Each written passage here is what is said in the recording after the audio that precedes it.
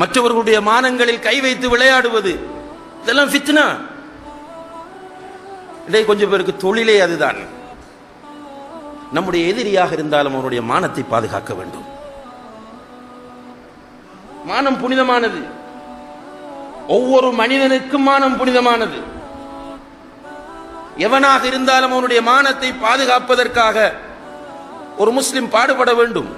ஒரு கொள்கை தெரிந்தவன் அதைத்தான் செய்வான். இன்றைக்கு என்னென்றால் அவனுடைய சிர் என்ன இருக்குன்னு தேடுறது.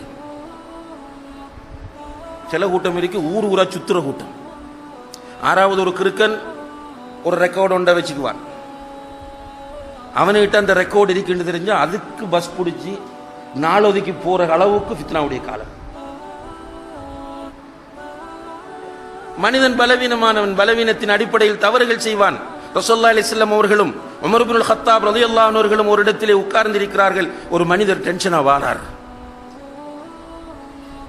டென்ஷனா வந்தவர் அல்லாஹ்வுடைய தூதர்கிட்ட ஓடி வந்து சொல்றார், யா ரசூலல்லாஹ், நான் ஒரு பொம்பளையை முத்தம் விட்டுட்டேன். என்ன நடக்கும் நம்மண்டா? அவுட்.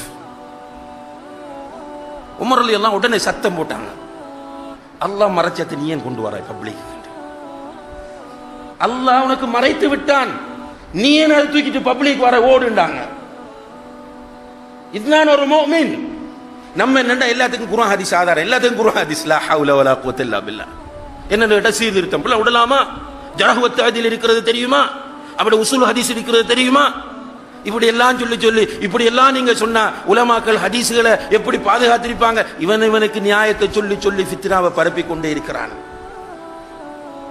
அல்லாஹ் பாதுகாக்க வேண்டும் சகோதரர்களே.